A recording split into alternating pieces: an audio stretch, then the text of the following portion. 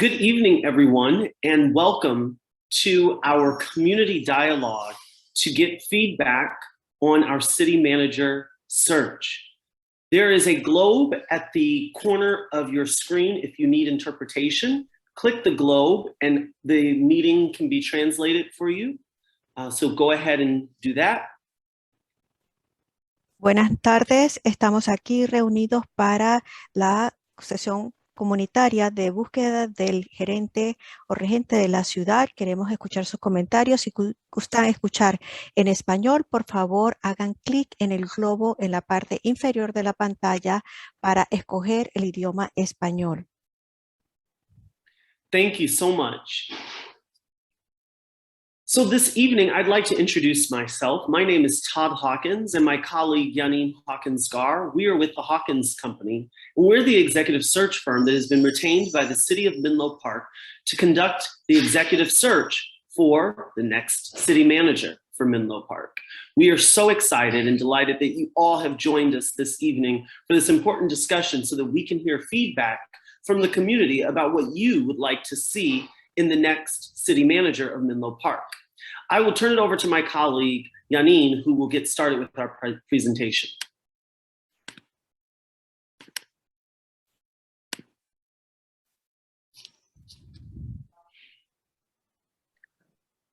Welcome, everyone. Good evening. Thank you for taking time out of your busy schedule to join us this evening. As my colleague, Todd Hawkins, has reiterated, we are here today to hear from the community. The Hawkins Company is an executive search firm.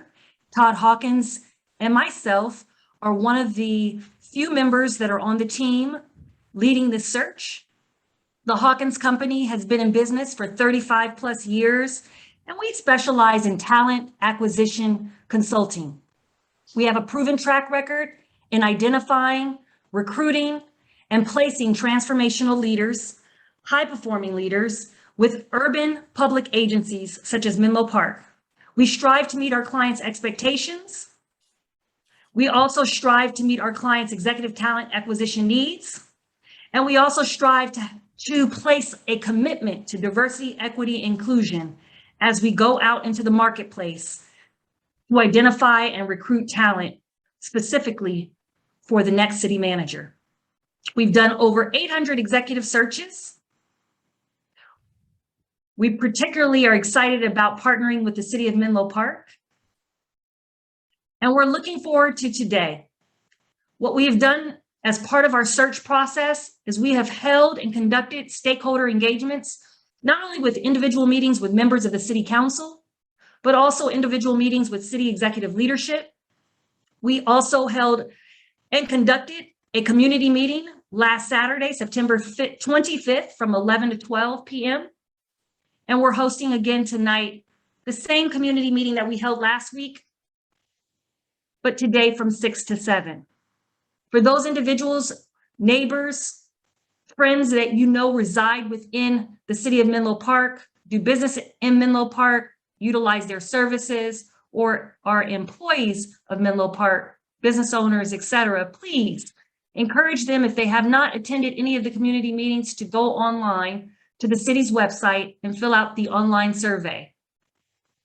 On the online survey are the same questions that we will ask you tonight, but it will allow for everyone to be able to participate in what we consider to be an inclusive process to hear feedback from you in regards to what you would like to see in the next city manager. The purpose of this meeting and the purpose of the online survey and the purpose of all meetings that we have held and conducted is to allow for the Hawkins Company, our firm, to understand what's needed, but also to be able to draft the recruitment profile and utilize the things that you share with us as the guiding principles. It will be the approach that we use in terms of using it as a marketing tool to not only guide us in our recruiting efforts, but also in being able to evaluate candidates based on the qualities and attributes you would like to see in the next city manager. We would like to encourage you to please be as candid as possible. If you do not share with us, then we will not know as a firm, and we cannot go out there and get the next best class candidate that you are looking for. So please feel free to share.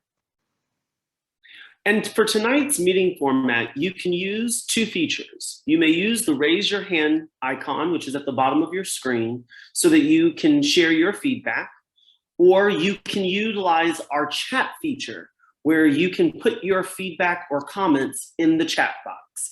We will be able to record and can retain that information for our benefit for the feedback. We'll go ahead and start with our first question. And that is, what qualities? Oh, and just like that,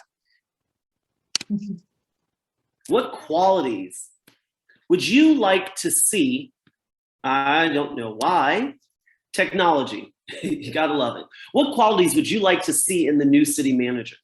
Again, what qualities would you like to see in the new city manager?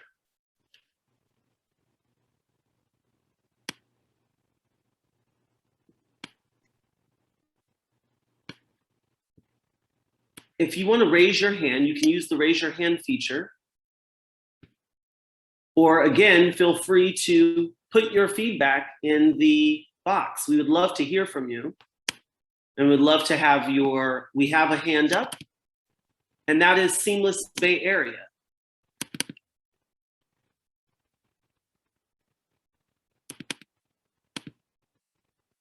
Can we unmute Seamless Bay Area? Okay, great. Hi, sorry, this is Dina Levin. I'm a Menlo Park resident, and I always forget to double log out myself from a work email. I apologize for that. No worries. All right. Dina Levin, Menlo Park resident. I am a member of the Complete Streets Commission, and I am speaking for myself here. And in the work that I do education and advocacy around public transportation, and in that role, I have had a chance to see many different city councils in the Bay Area in action. And so, I have I don't have like a nationwide perspective, but in the area, and particularly in the Peninsula Corridor, I've seen many different city councils and how they work, and would really love to see a city manager that can support the city council, particularly in its setting of goals and priorities, and then tracking and planning of those goals and priorities in a way that, because we're a small city and our city council members don't have their own staff like you have in, for example, a big city like the city of San Jose or the city of San Francisco. They really rely on city staff to provide really robust packaged information. And I can send, if there's some email, I can send a couple of examples of what I am talking about to the team. So for example, when Menlo Park City Council had its strategic planning and goal setting process, what was captured and then delivered back to City Council for review was a list of things, including a race equity baseline project, COVID-19 response, housing security, emergency preparedness, public safety, climate change, city services, quality of life, mental health, education and outreach, access to health resources, equal distribution of resources, homelessness in Menlo Park. It's a really large grab bag of things that would be quite difficult for the city council to take action on, and I'm comparing, just as a random comparison, what was proposed, what was presented to Mountain View City Council at the same time as part of the similar process, where they looked at things like hold a study session on displacement and response strategy and net loss, develop a work plan for follow-up actions, develop and consider an ordinance to address wage theft and responsible construction, prepare an ordinance prohibiting the sale of e-vaping and flavored tobacco products citywide. So I am not commenting in any way on the merits of any of the policy directions, but just in terms of the level of being able to listen to what the city council is saying, being able to organize it, being able to group it, and being able to turn it into potential projects that the city council can choose to go ahead with or refine or not. And I can send you those materials that can give you a flavor of providing the city council with summarized and actionable information, as opposed to and I think it, at a level that would be really helpful for a city council in a small city. Thank you. Thank you, Dina, for sharing your comments. We've also received some comments in the chat, and we want to continue to encourage everyone who is here to feel free to either raise your hand or put your comments in the chat, as many have done. We thank you for that. I see that we have a hand up. Sudi Tronson. Good evening, and thank you for this great opportunity for us to voice our opinions from residents. There are a few things that I would like to see in the new city manager. One is transparency. I have struggled for over the last few years to get, like the previous speaker also mentioned, actionable information that is transparent. It has taken me months still to no avail. As an example, I like to speak from examples, asking the city to actually show the information about Form 700s. That's just an example. I'm not talking again about the importance of it or lack of it. But it seems that it takes a lot of energy from the residents who are interested in where they live to get anything done. And I don't think it's the staff, but it's the direction under which they have been acting. Also, just like the previous speaker mentioned, it is important for transparency is more than about having something somewhere in some website page. It is about easy to access information. And a lot of the initiatives that, for example, the council has put forth or the residents have requested, they are not kept track of, at least outwardly. They may be very well known within the city, organization itself, but not to the residents. And I believe it's not really that transparent to the city council members either. And these are not the questions of availability of technology, but the political will to actually make it happen.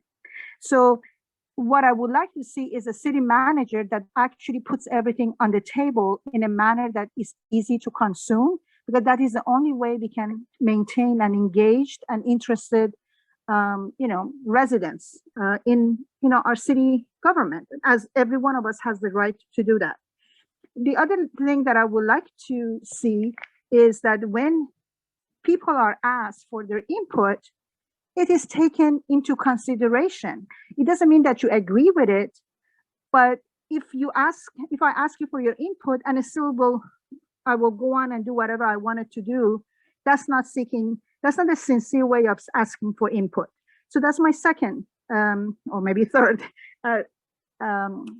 request that I would have in a city manager. I would rather see actual actions rather than a lot of, paid for by consultants kind of literature and nice flowery words and pamphlets that really don't provide any content that is valuable to me as a resident. Thank you for this opportunity.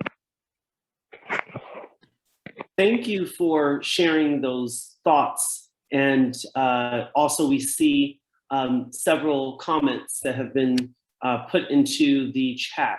So I'll summarize a few of them just so that those of you attending can also hear. We need someone who can develop and maintain working communication with school districts that serve all Menlo Park students. Someone who does not get mixed up with politics, a can-do attitude. I'd like to see a city manager willing to take a multidisciplinary approach, bringing in, for example, schools and police, traffic, engineers, big data analysis to address issues of traffic safety. I'd like to see someone who attacks challenges holistically, using data analysis, best practices from other communities, transparency, experience with planning for more than our historical amount of growth, and or with taking a city through a period of rapid growth. In addition to the booming economy and rising income inequality here, we have a high housing goal to meet this next housing element cycle. And I think it's especially important that we grow sustainably in a way that doesn't displace existing residents. I hope the city manager can work across departments to help us grow through this upcoming period sustainably and smartly. Someone who can continue to be transparent.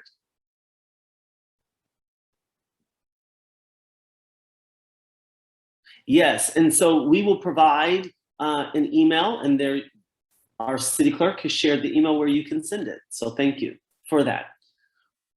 If you have any other thoughts as it relates to question number 1, in terms of what you'd like to see in a new city manager, feel free to continue adding that in the chat.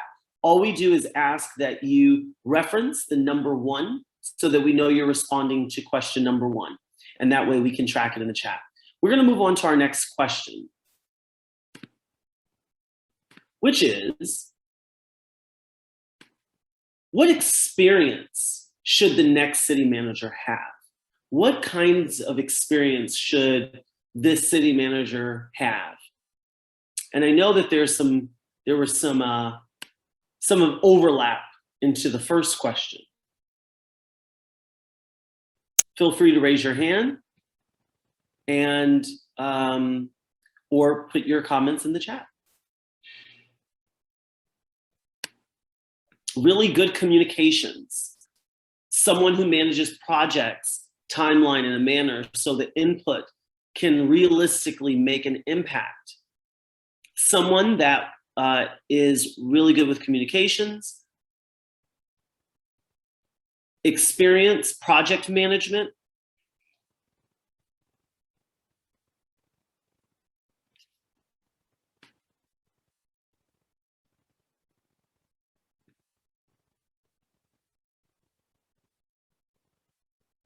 someone who is really interested or has experience is really interested in communication, keeping major plans and projects rolling forward despite the political ebb and flow.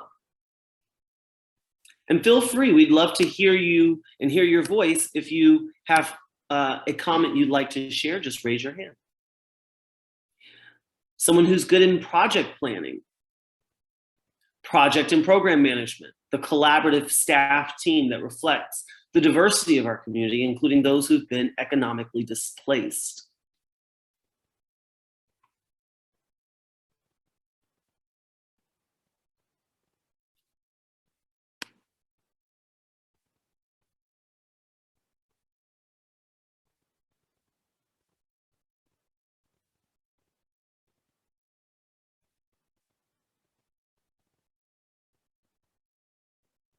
Someone who's skilled at overseeing community engagement in a way that both honors and empowers diverse voices and asks the right questions.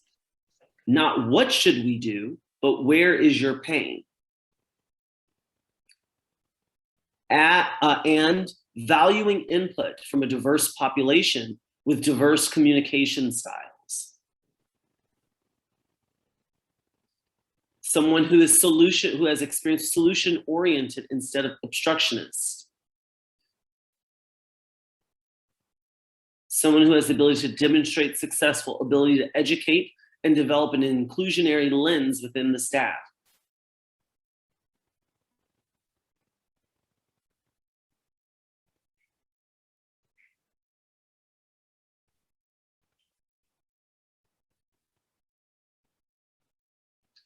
again, we just want to thank you for this wonderful and excellent feedback. This is so helpful to us. So continue to keep giving it to us. Another comment came in. Someone who gets staff out of their silos and encourages collaboration and risk-taking. Someone who supports staff learning about new and emerging best practices.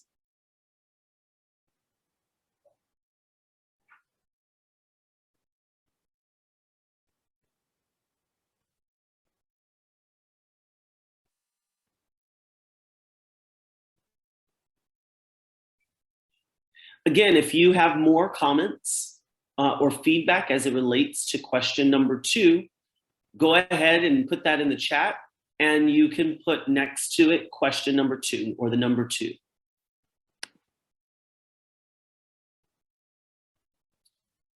Our next question is, which areas are the most important for the city manager to have proven experience in? Which areas are the most important for the city manager to have proven experience?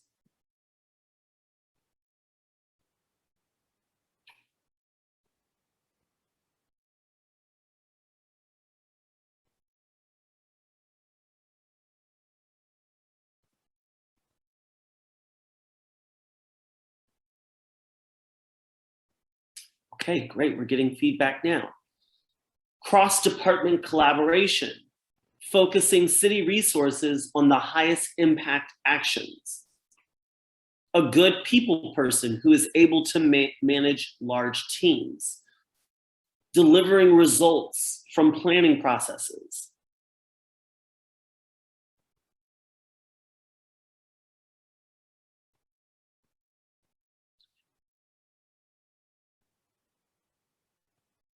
I would ask for a real example of how they have made the city process more efficient and effective. Outreach to and engagement with the full community, not just certain stakeholders who have more time or ability to get involved. There was a comment that was made regarding cross-department collaboration, focusing city resources on the highest impact actions. Can you guys give us an example of the highest impact actions? What would those be?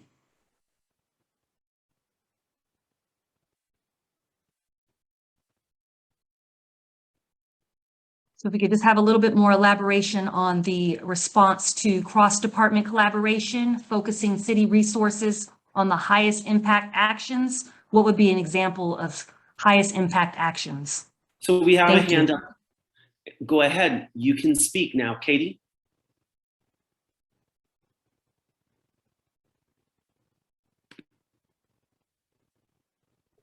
I just unmuted myself. Hi, thank There you. we go. This is Katie Baruzzi. Here's a really concrete example.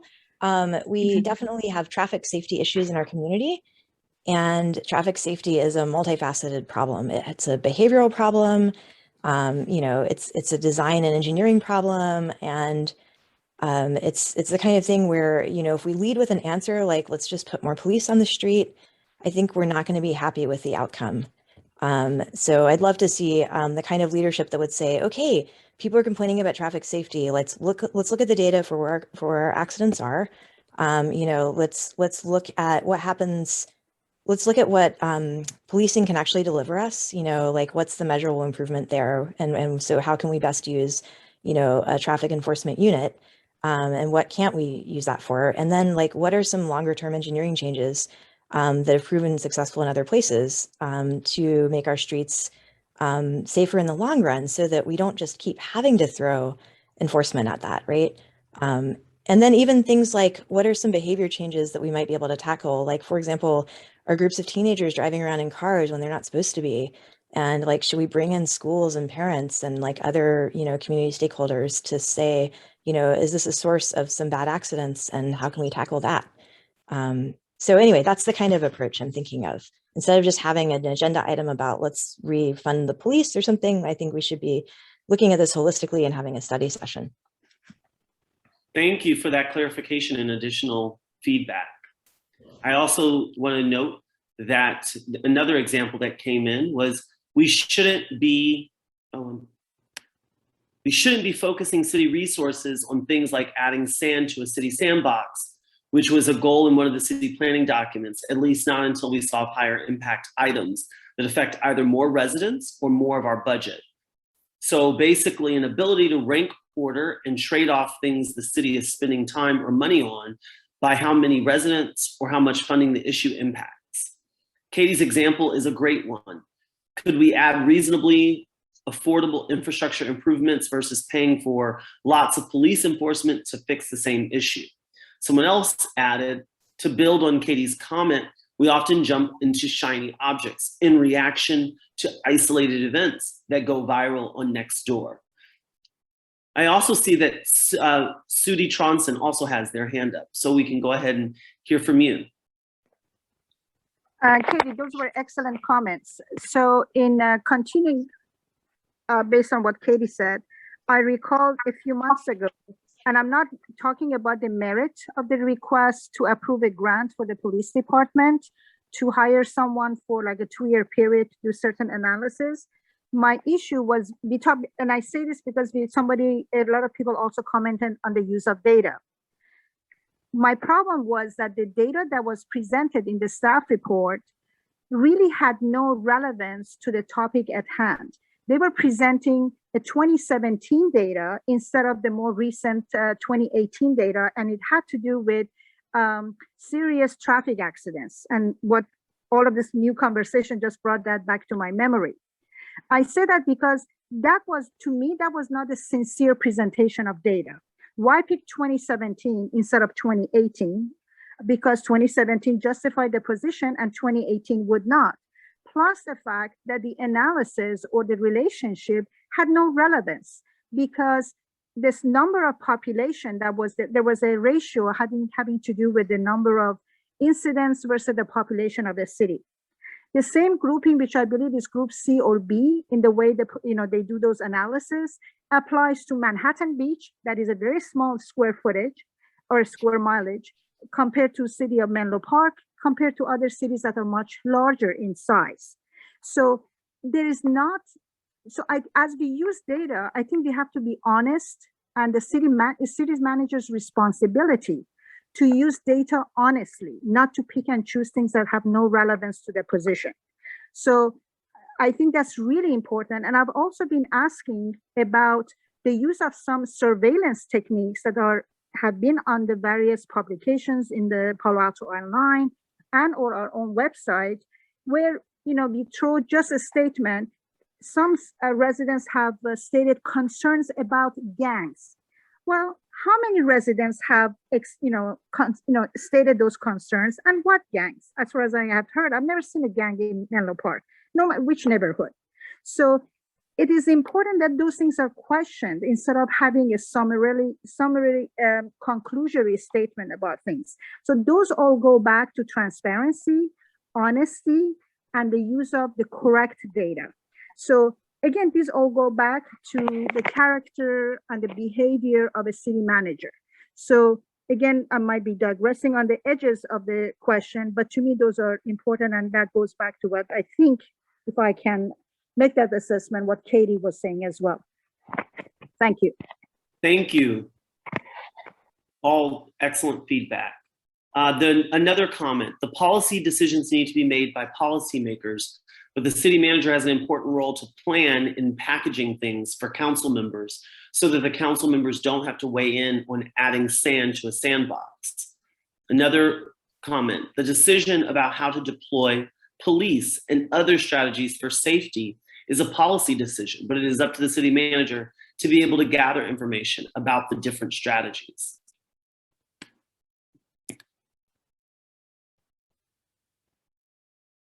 These are all excellent comments and feedback. Again, we thank you for this. We thank you for your transparency and want to continue to ask you to share. If you want to reference any other experience, or I should say areas that are important for the city manager to have experience in, feel free to add that in the chat and put number 3 next to it so that we can be able to track that. Someone else also said that we should be able to track projects instead of emailing staff all the time. Excellent. We're going to move to our next question.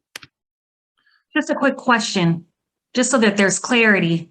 In the last statement, we should be able to track projects instead of emailing staff all the time. Who is emailing the staff? Is it where is that? What is it that you exactly want to see? Residents, okay. Excellent. Thank you for that clarity.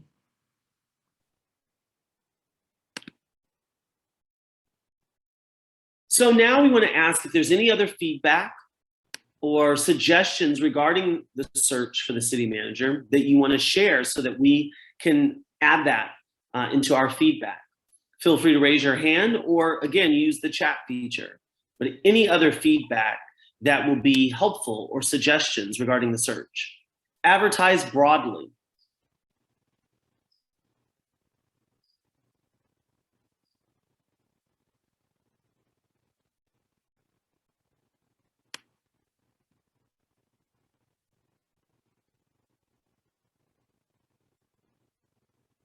Anything else? Advertise broadly on platforms that attract diverse applicants. We need someone who is proactive and creative in communicating, to harder reach populations, people who have 3 jobs, who are non-English speakers. Someone else said, use whatever tools are in your toolbox to reach diverse candidates.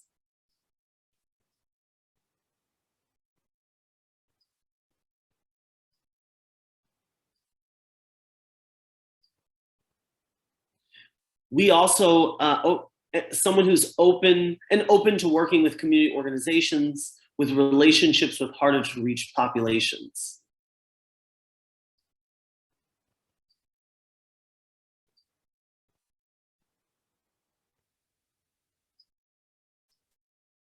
As Janine stated earlier, we've created a survey online that is available on the city's website. And for your neighbors and your friends and business owners, employees and staff of Menlo Park, we want as many people to fill out and complete that survey to help us. So if they have not been able to participate in our community meetings, please share that survey with them that can be found on the website. And we want to get as many people's feedback. Again, any other feedback or suggestions that you all would like to share with us. And we do want to clarify that the Hawkins Company is the one who drafted the survey and requested that the city put it on their website. It has 4 questions that we asked this evening. And if there's not a topic that is on there for you to circle or pencil in, we're asking that you add under each question asked, that you add whatever you would like to discuss or would like to make mention of, so that we have that as additional feedback as we gather the information in order to put together the job profile and or use the information to use as a tool to recruit and evaluate candidates.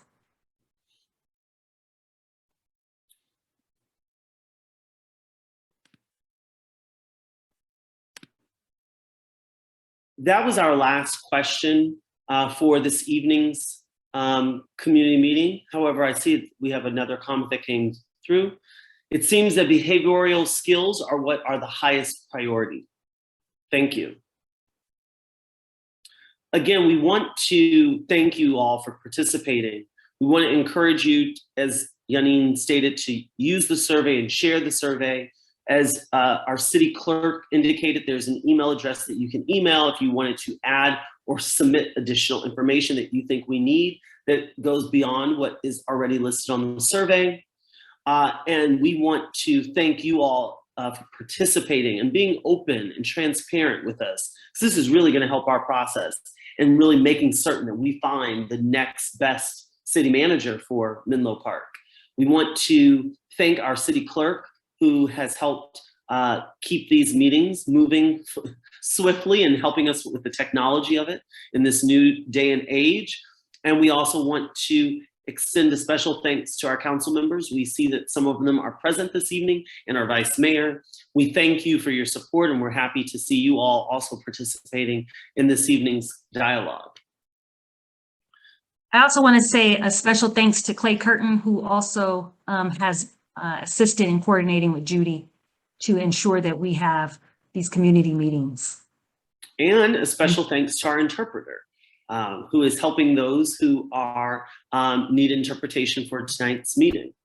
So again, feel free to fill out the survey or add anything in the chat box. We'll have a few minutes before we close the meeting out if you haven't been able to share any feedback. But again, thank you so much for participating in tonight's community meeting.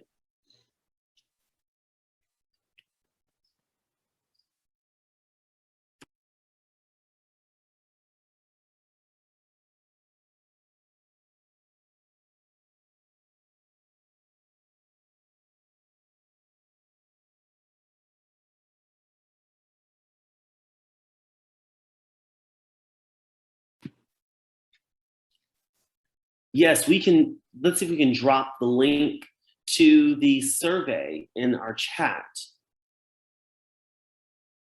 I believe we can.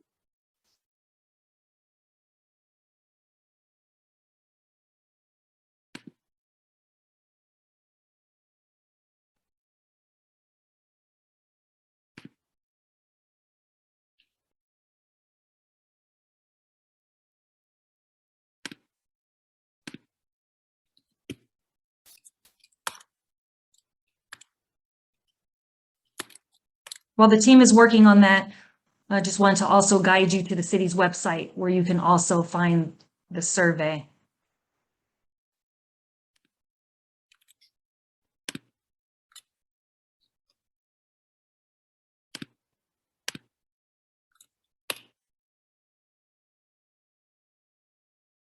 Great.